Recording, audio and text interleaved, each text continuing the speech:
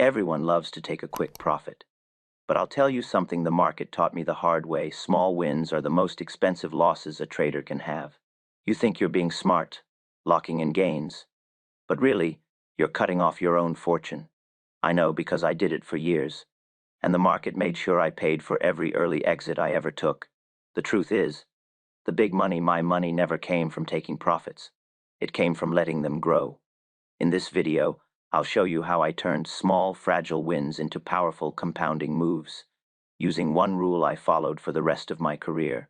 You'll learn exactly how to hold a winning position, the way a professional speculator does, when to press it, when to pyramid, and when to let time do the heavy lifting.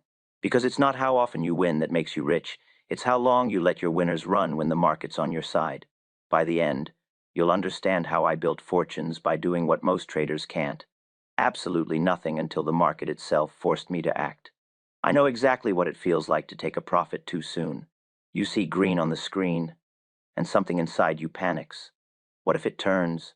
What if I lose it all? So you sell. You take your small win. You feel relief for about 5 minutes. Then you watch the market run without you, and you feel that deep regret in your stomach. Every trader knows that pain. I knew it better than anyone. I learned that the market preys on that impulse. It dangles small profits in front of you to make sure you never have the patience to capture the big ones. But once I understood that game, once I learned to wait, to pyramid, to let a winning move breathe, everything changed. The market didn't get easier. I got quieter, and that silence turned into wealth. Here's what we're going to do today. I'll start by showing you why taking small profits destroys your growth, and why it's the single biggest trap in speculation. Then I'll walk you through how I learned to build into strength the same strategy that turned single trades into entire campaigns. You'll see the rules I used to know: when to add, when to sit, and when to exit. I'll share a few real examples, times when I sold too soon, and the painful lessons that taught me how to hold through fear and doubt. By the end, you'll see that the difference between the average trader and the professional isn't how they enter, it's how they stay. Because small wins might feed your ego, but only patience feeds your fortune. Here's something most traders never see until the market has already taken it from them. They think the goal is to win, often to take profits fast, to stay active, to always feel like they're doing something. But the market doesn't reward motion. It rewards mastery. And the truth is, the habit of taking small wins is the single greatest reason most traders never build real wealth. I know because I lived that mistake. I made it day after day, trade after trade. In my early years, I thought the key to safety was to take profits quickly, to never let the market take back what it gave me. But all I was doing was strangling my own success before it had a chance to breathe. When I was young, I'd walk into those old bucket shops, the tickers rattling and the boards flashing, and I'd take my position. I'd watch the price move up a little, maybe 2 points, sometimes 3, and the moment I saw that small gain, I'd cash out. I'd feel good, clever even. I told myself, a profit's a profit.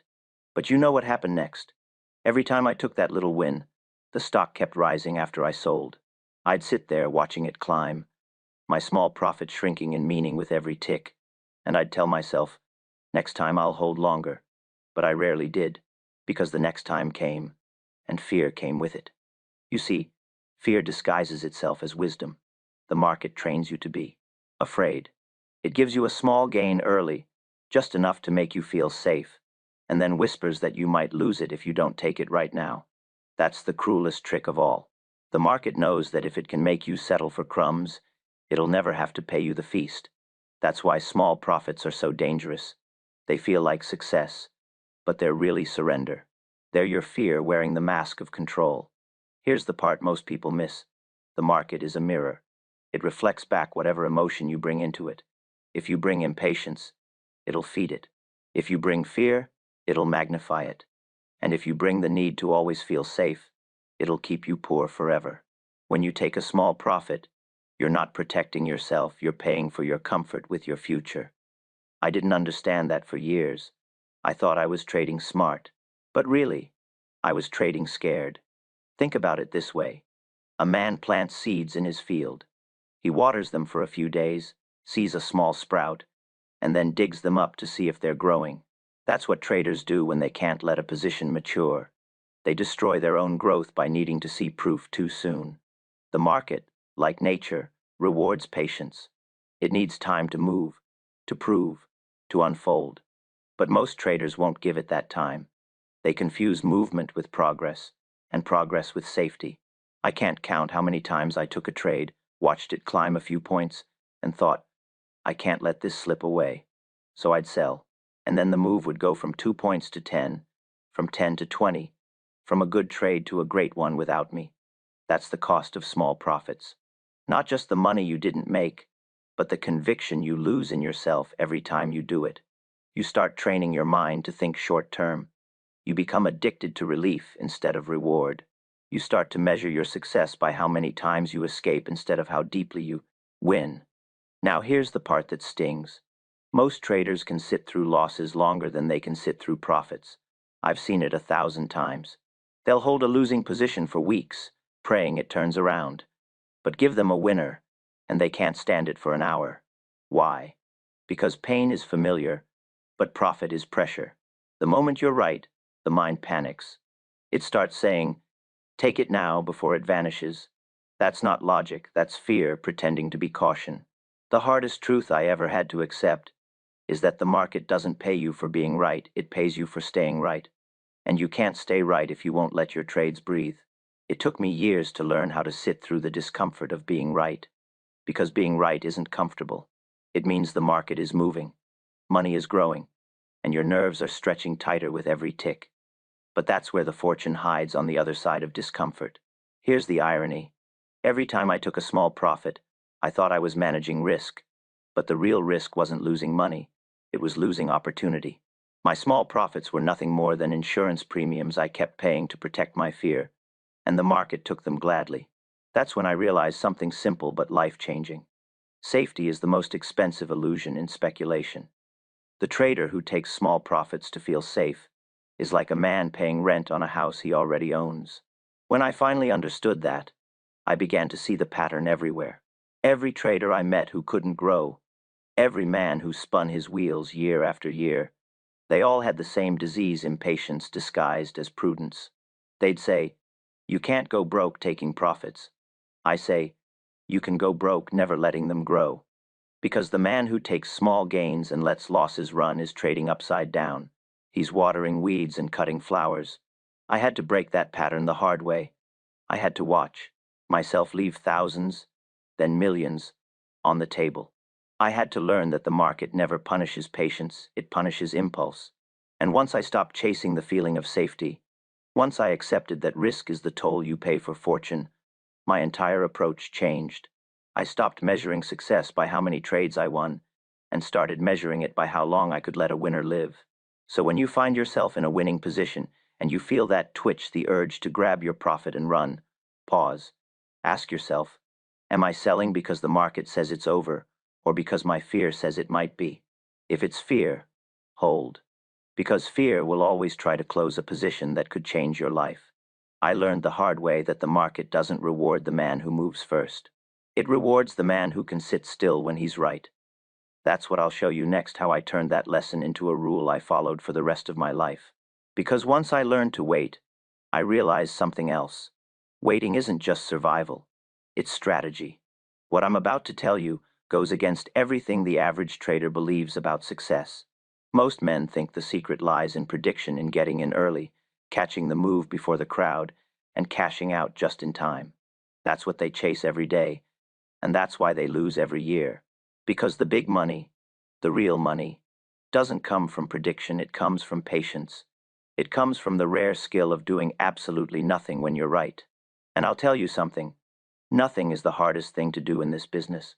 It feels unnatural. It feels reckless. It feels like giving up control. But the irony is that waiting, real waiting, is the only control you ever actually have. I used to think trading was about speed. I'd watch the ticker and try to be faster than the next man, sharper, more alert. But all that energy was wasted. The market doesn't reward movement. It rewards alignment. And alignment happens over time, not in an instant.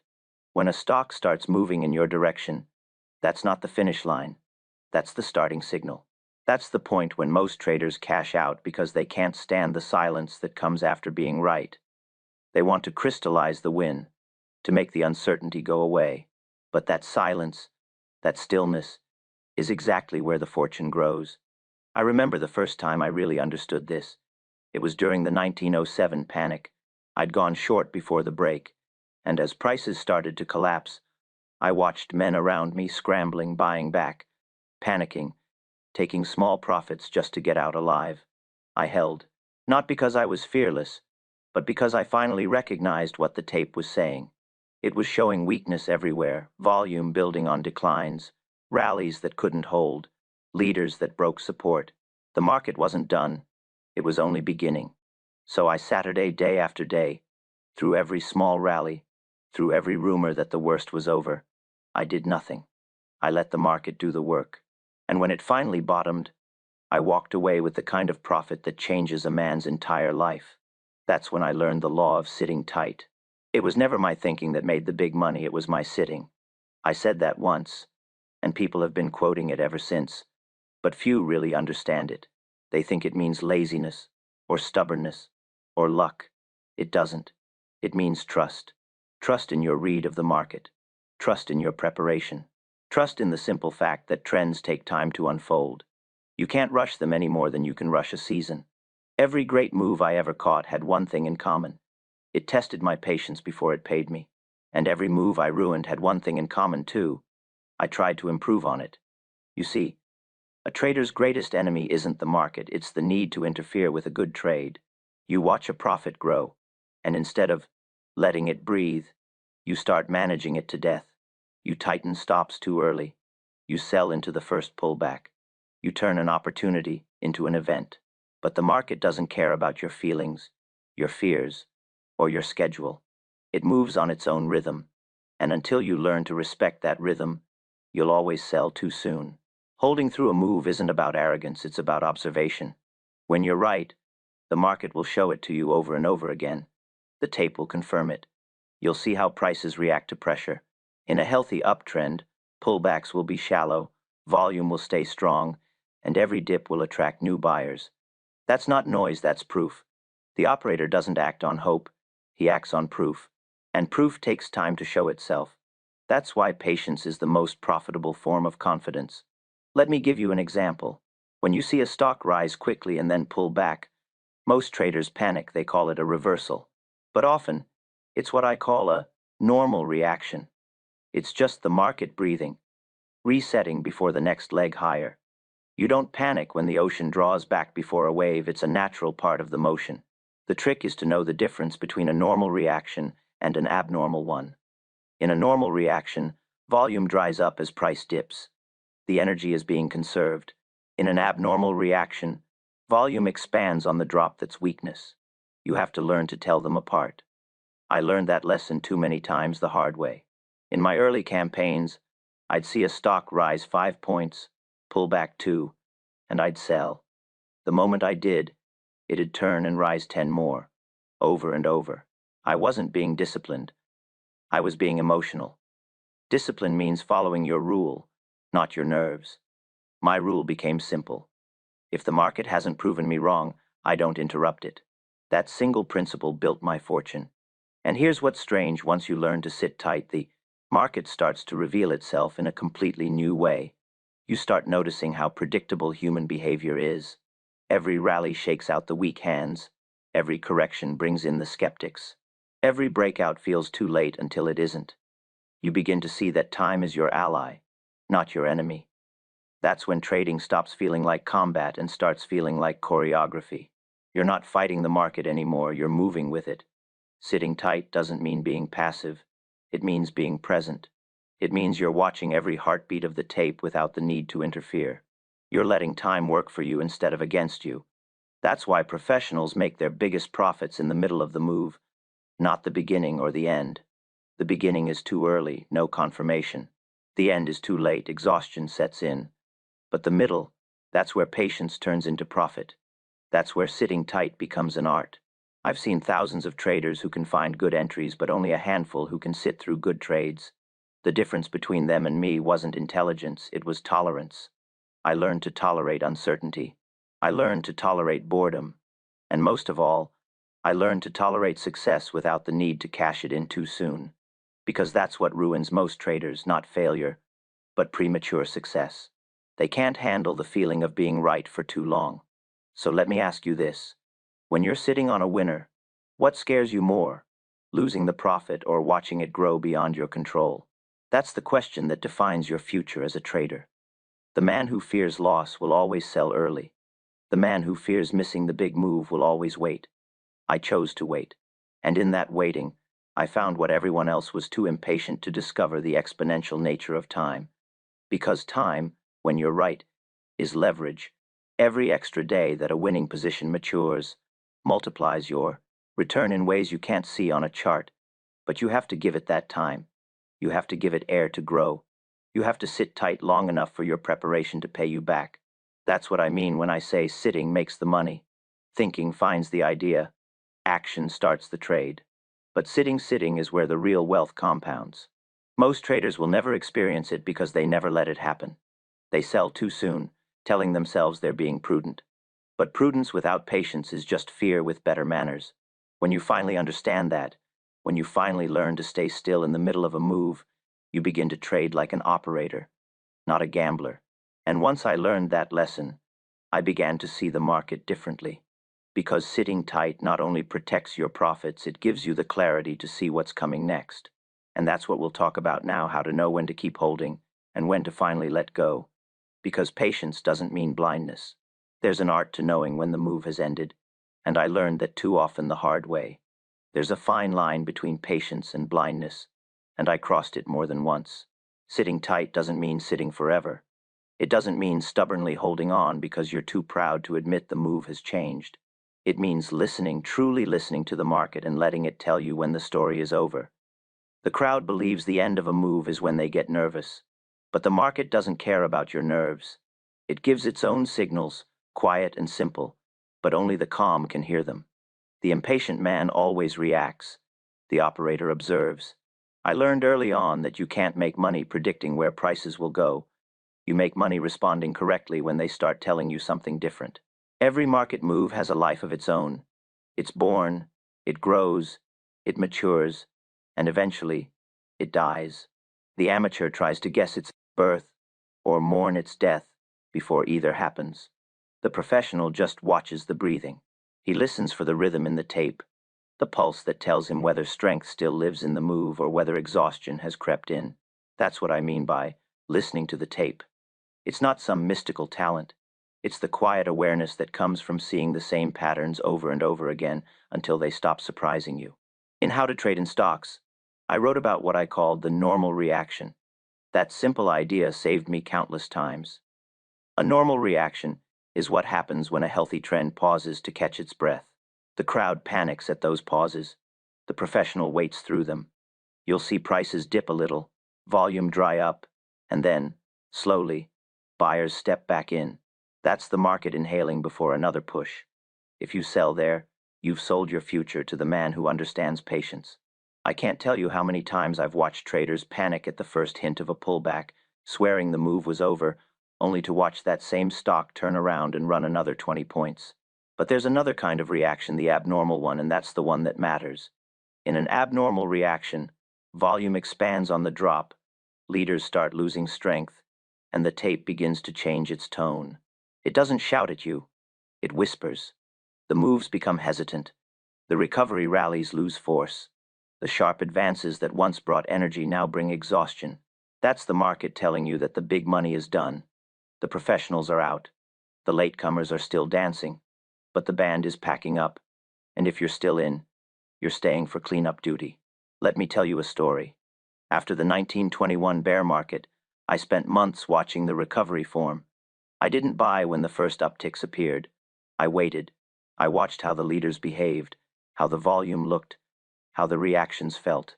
Then, one day, the tape changed. Tone. It wasn't spectacular. There was no big announcement, no revelation.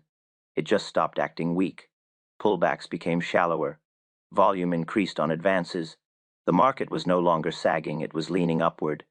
That's how it happens. Strength doesn't arrive in fireworks. It arrives in behavior. When you've watched enough markets, you can feel it. And just as surely, you can feel when that strength starts to fade. That's why I say patience without perception is paralysis. You can't just hold for the sake of holding. The market owes you nothing, and if you confuse faith with observation, it'll take back every dollar you made and add interest for your arrogance. Sitting tight works only when you sit right. You have to read the tape like a physician reads a pulse objectively, unemotionally, with attention to change. A healthy pulse doesn't stay constant. It quickens and slows with life. A healthy trend does the same. It breathes, reacts, recovers. When it stops recovering, it's dying. That's when you fold. I've seen men hold losing positions under the banner of patience, convincing themselves they were following my rule of sitting tight. But they weren't sitting tight on proof. They were sitting tight on hope. Hope is the costliest position you can hold in any market. I've held it myself, and it cost me dearly. The difference between me and the men who never recovered is that I learned to stop hoping and start listening. When the tape no longer agrees with me, I don't argue. I step aside. The market doesn't explain itself. It simply reveals its direction to those who pay attention. Sometimes the end of a move doesn't look dramatic at all. It just loses rhythm. It drifts. There's no snap in the advances, no urgency in the declines, just dullness. The amateurs misread dullness as safety, but to me, it's warning. A quiet market after a long trend isn't resting. It's emptying. The last buyers are in. The energy's gone, and only the inattentive are left holding. That's the moment when the professional liquidates quietly, one piece at a time, while the crowd is still congratulating itself on being right. You can always tell who's been here long enough. They sell into excitement and buy into fear because they've learned that by the time you feel comfortable, the opportunity's already gone. And then there are those times when you sell too soon, and the move keeps going without you. That's the hardest moment to endure. Every trader feels it, no matter how experienced. You sit there watching the ticker rise, feeling that sharp sting of regret, telling yourself you were wrong to exit. But regret is just the echo of greed. It tempts you to re-enter too late. The way you handle that moment determines whether you're an operator or a gambler. An operator accepts that missing the last leg of a move is part of the business. You don't need the top, you need control. The gambler needs to be right, even at the expense of discipline. I've been both men. The market taught me which one survives. There's another lesson buried in this patience after exit. Most people think patience ends when they sell, but real patience begins there, because after every exit, the mind wants to jump back in. It wants to find the next thing, to replace the quiet with action. But jumping from trade to trade without letting your perception reset is like trying to read a book while someone keeps turning the pages for you. You see words, but you understand nothing. The best operators let stillness reset their senses. They watch the tape until a new pattern proves itself, and then they act not before. I'll tell you something that surprises most people. The hardest thing I ever learned wasn't how to enter or how to hold, it was how to stop. Knowing when to stop pressing a good trade, when to stop expecting more, when to stop listening for signals that aren't there. That's the mark of a professional. There's a moment in every move where the last bit of profit costs more in risk than it's worth in return. You don't see it on the chart. You feel it in the behavior of the market. It's that subtle shift from confirmation to contradiction. That's when you exit, not because you're tired, but because the market is. That's what separates sitting tight from sitting trapped. I've done both. When you're sitting tight, you're aligned with the rhythm of the move. You can feel it breathing with you. When you're sitting trapped, you're holding on to your own ego while the market quietly walks away. The only way to know the difference is to listen, truly listen, and never confuse your hope for its signal. So, remember this. The market will whisper before it shouts. Learn to hear the whispers. Learn to see the fatigue before the collapse, the hesitation before the reversal, the dullness before the decline. That's how you protect your fortune without killing it early. That's how you master the art of patience without falling into paralysis. Once I mastered that, once I could hold through strength and exit through exhaustion, I discovered something new, something most traders never get to experience. I learned how to build while I waited, because when you know how to sit right, you can start adding right, and that's when small wins turn into real fortunes. Once you've learned to hold, really hold, the next question becomes simple but dangerous. Now that I'm right, what do I do with it?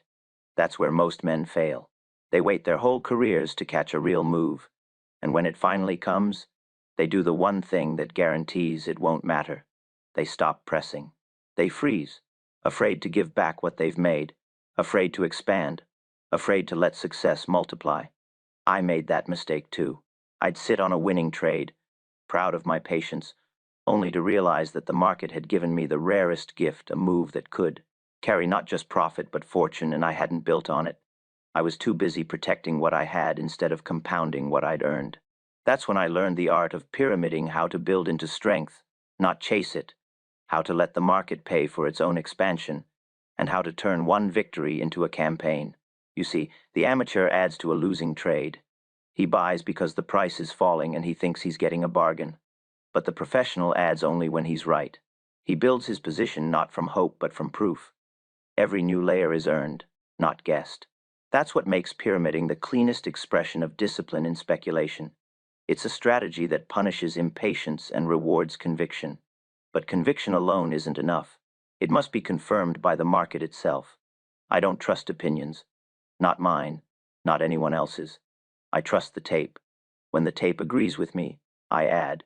When it doesn't, I stop. That's the entire logic of pyramiding. I learned this in 1929 during the Great Break. Everyone remembers the panic, the collapse, the ruin, but few remember what came before it, the slow, grinding weakness that only the patient could see. I began shorting in stages as the leaders faltered. I didn't throw all my capital at once. I sold a little, watched it work, waited for confirmation, and then sold more. Every addition came after the market proved me right. When the crowd was still buying the dips, I was building the foundation of one of the greatest campaigns of my life. And the beauty of it was this. Each layer was paid for by the last. My profits financed my expansion. So even as my exposure grew, my risk didn't. That's the true art of pyramiding: growth without strain, power without danger. Most traders can't do it. They think pyramiding means aggression, but it's the opposite. It's patience refined into structure. It's knowing that you don't press every trade, only the rare ones that show perfect behavior. The market will give you maybe 2 or 3 such moves a year if you're lucky. The rest of the time, you wait. Because pyramiding isn't about trading more, it's about trading better. Each addition is like climbing a ladder.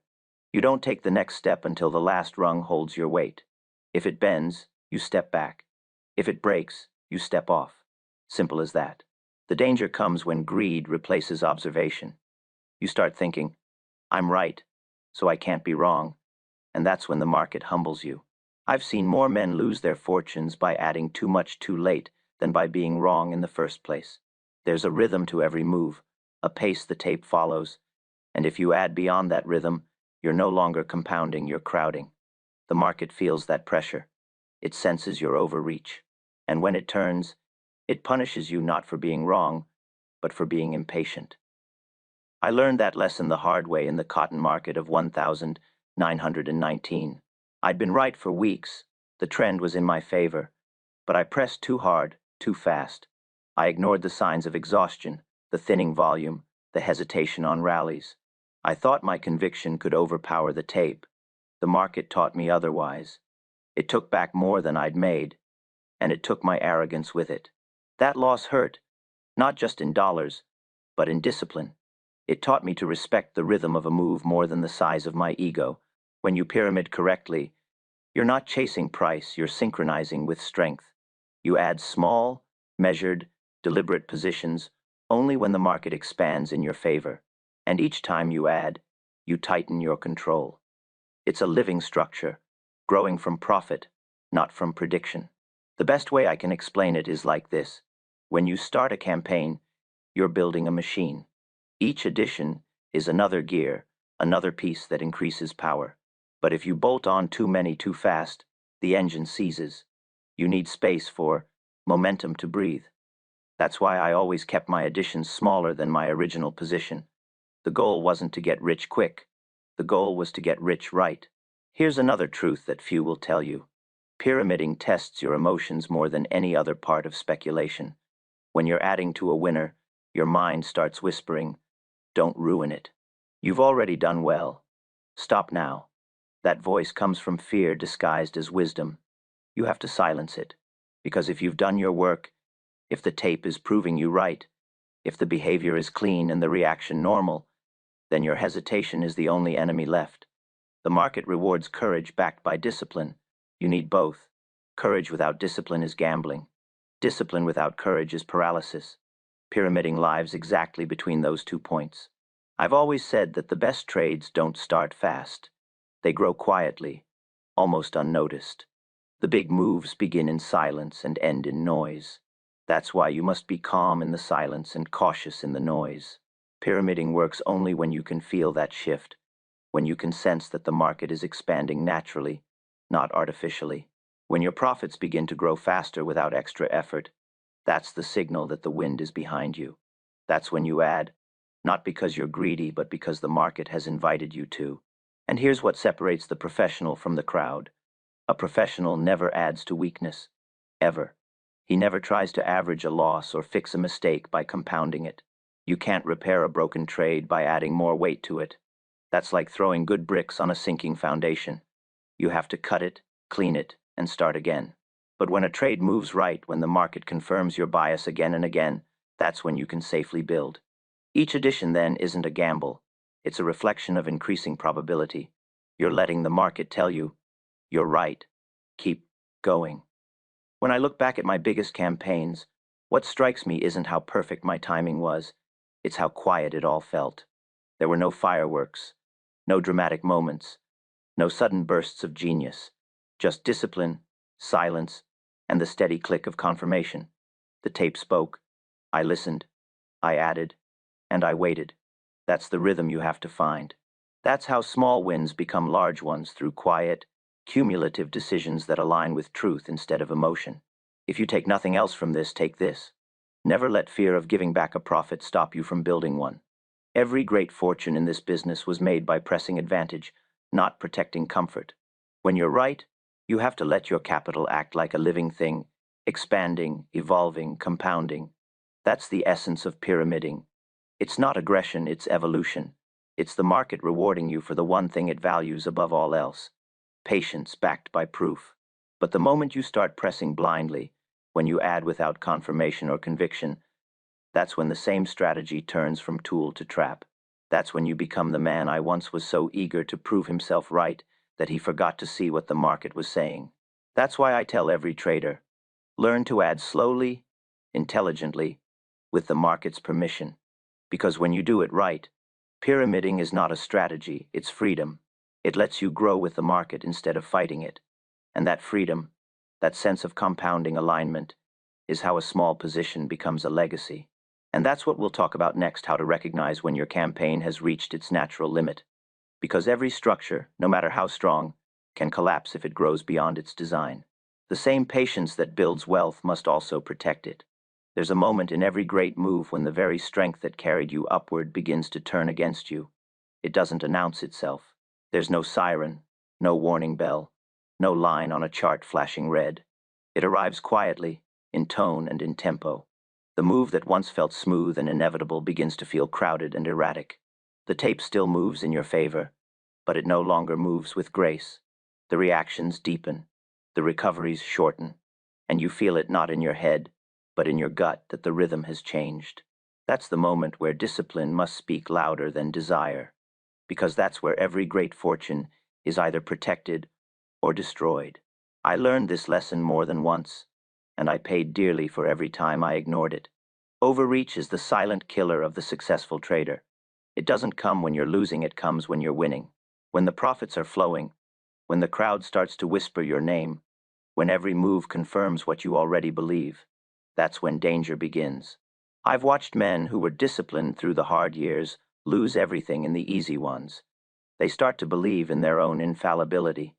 They stop listening to the tape and start listening to themselves.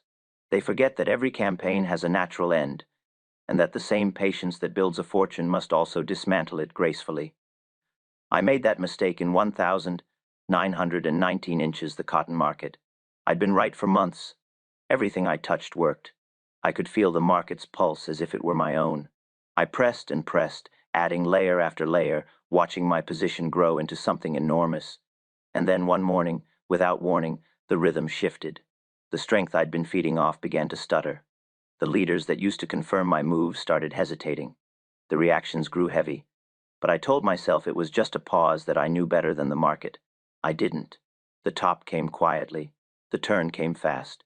And in a matter of days, I watched what had been one of my greatest campaigns turn into one of my most painful lessons. I wasn't wrong about the direction of the move, I was wrong about its lifespan. And that difference cost me more than I care to remember. The hardest thing for a trader to do is to recognize when the market no longer needs him. We all love the feeling of control, of being in rhythm with the price, of calling every turn. But the market doesn't belong to you. You borrow that rhythm. You don't own it. And the moment you start to think you do, the market takes it back. That's why I say the final stage of every campaign isn't expansion, it's extraction. You must take out your profits the way a surgeon removes a tumor, carefully, cleanly, without letting ego shake your hand. The goal isn't to end perfectly, it's to end intact. There's an invisible point in every trend where the opportunity begins to decay. It's not about price levels or indicators, it's about behavior. When the reactions stop acting normal, when volatility expands without reward, when the crowd begins to flood in with blind confidence, that's the signal. You can see it in the tape long before the headlines confirm it. The pullbacks start to get sharp and fast. The leaders no longer lead. The volume swells in both directions. It's the sound of overextension. The amateurs call it momentum.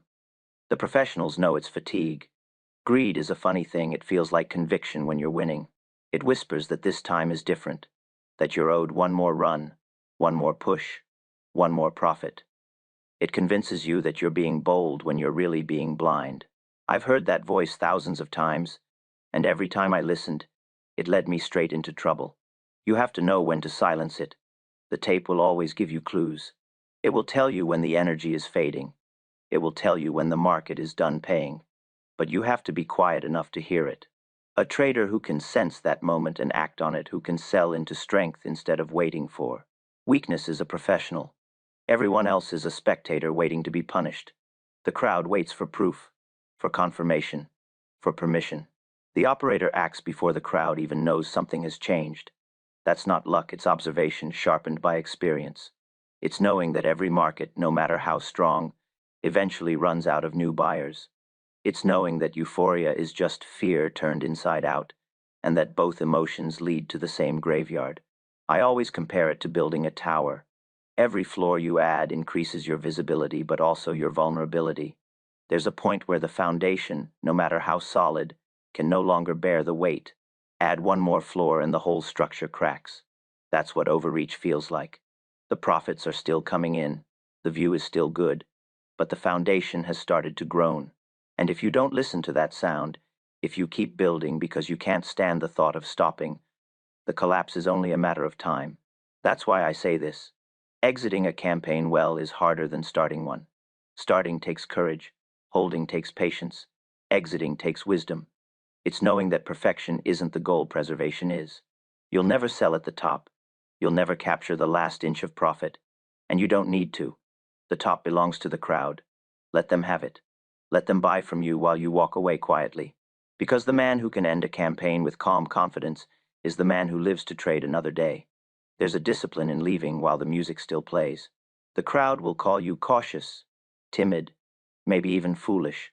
They'll tell you the move still has room. They'll tell you you're missing out. But the professional knows better.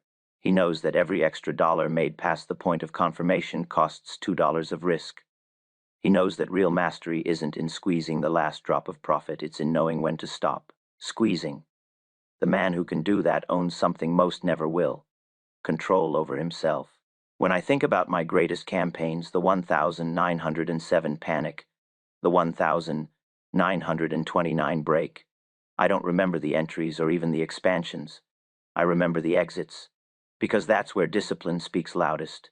The tape told me it was over long before the papers did. The exhaustion was visible, the rhythm fading, the market heavy with emotion. I sold when the crowd was still celebrating, and every time, that decision saved my fortune. You can't teach that feeling from a book. You can only earn it through time, through mistakes, through the quiet humiliation of being right too long. The market humbles you that way. It teaches you that there's no such thing as permanent alignment, only temporary opportunity. You ride the rhythm as long as it plays, and when the tempo falters, you step off. The amateur waits for applause. The professional just waits for the next tune. So when you find yourself in a winning campaign, one that's gone further than you imagined, listen closely. Don't ask, how much more can I make?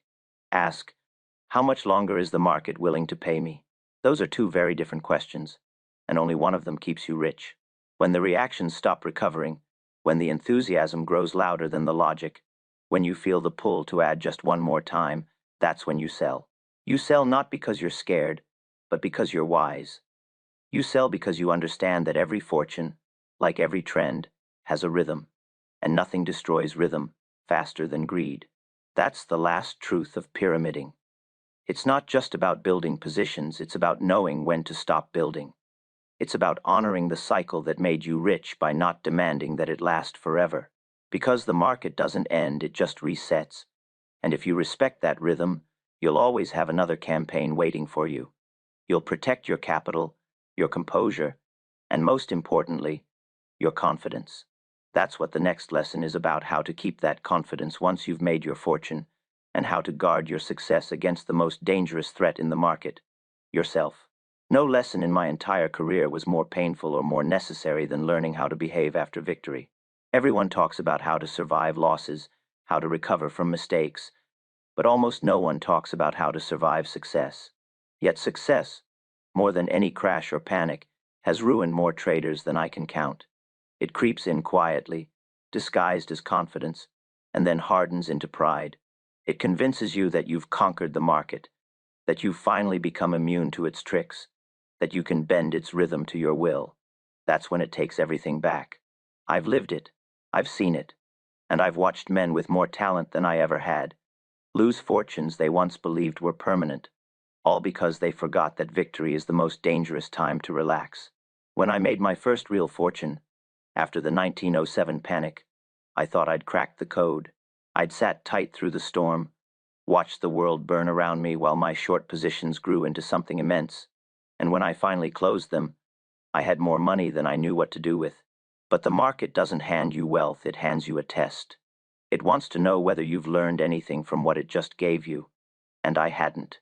I was restless, proud, itching to prove that my success wasn't luck but mastery. I went straight back in, full of confidence, and blind to my own exhaustion. Within months, I'd given back half of what I'd made, not because my method failed, but because my mind did. That's what pride does to you. It whispers that you're untouchable. It turns patience into complacency and confidence into recklessness. You stop studying because you think you already know. You stop waiting because you think the market is now working on your schedule. But the market never works on your schedule. It doesn't even know your name. It's as indifferent to your success as it was to your struggle. The minute you start feeling bigger than it, it reminds you exactly who's in charge. That's why, after every major campaign, I learned to step away. Not as a sign of fear, but as a ritual of clarity. You see, the mind after a big win isn't steady. It's feverish.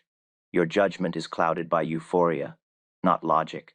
You start to see patterns that aren't there, confirmation in every move, signals in every whisper of the tape. It's like standing too close to a fire. Everything looks distorted in the heat. That's why I'd disappear after every major success. I'd vanish from the markets for weeks, sometimes months.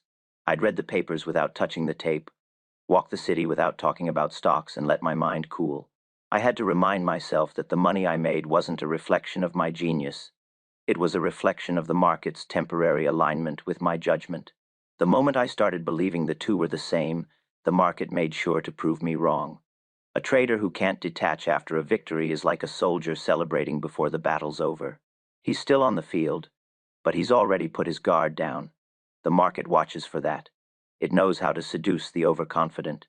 It gives them one more win, then one more, until they start trading for the sake of excitement instead of opportunity. That's when discipline evaporates. You stop waiting for confirmation, stop respecting risk, stop listening to the tape. You start listening to yourself, and there's no more dangerous voice in speculation than your own after success. Here's what I learned. Humility isn't weakness, it's protection. You can't afford to believe in your own invincibility. You must learn to treat every campaign, no matter how successful, as if it were your first. Every time I came back after a break, I forced myself to rebuild my perspective from scratch. I'd study the market as if I knew nothing, erase the memory of the last campaign, and look at the tape with fresh eyes. That's how you keep your balance. That's how you stop success from turning into destruction. I'll tell you something that most traders never realize until it's too late after a big win. Your greatest danger isn't losing money, it's losing perspective. You stop seeing the market objectively. You start seeing it as an extension of yourself. You think, I'm in control. But control is the biggest illusion in speculation. You never control the market. You only control yourself. And even that takes constant work. That's why I created what I called the cooling off period. After any significant gain, I'd take a deliberate pause before making another move. No exceptions. No matter how strong the next opportunity looked, I wouldn't act until I could prove to myself that my decision came from logic, not momentum from the last win. That rule alone saved me from ruin more times than I can count. The man who wins big and immediately trades again is like a boxer stepping back into the ring while he's still high on adrenaline. He thinks he's sharp, but his reflexes are dulled by excitement. He's not fighting the next opponent, he's still fighting the last one. The same thing happens in the market. Success leaves a residue of emotion that distorts your judgment. You have to wash it off before you touch another trade. You'll know you've matured as a trader when a win doesn't make you euphoric, and a loss doesn't make you angry. That's the balance you're aiming for. When profits come, you take them with calm acceptance. When the campaign ends, you step away with gratitude and neutrality. No celebration, no despair, just stillness. Because the man who stays still after victory is the man who keeps his edge. The one who celebrates it is already giving it back. That's why, after 1907, after 1929, after every major campaign, I did the same thing. I went silent. I stopped listening to brokers, stopped reading the papers, stopped thinking about markets altogether. I let time strip away the excitement until all that was left was the lesson. Because every victory has a lesson buried inside it, but you can't see it until the noise fades. The lesson might be about timing, or psychology, or structure, but it's always there. If you rush back in too soon, you miss it, and the market will make you learn it again the harder way. So when you make your next big win, and if you follow these principles, you will remember this, that win isn't the end of your work, it's the beginning of your next test. Can you stay humble when everything tells you that you're special? Can you step back when the world tells you to press harder? Can you walk away at the height of success to protect what success has given you? That's the discipline that separates the trader who lasts from the one who becomes a story the market tells as a warning. And that's what brings us to the next part, how to close your campaigns like a professional. Because holding success is one thing, but ending it correctly, that's the real art.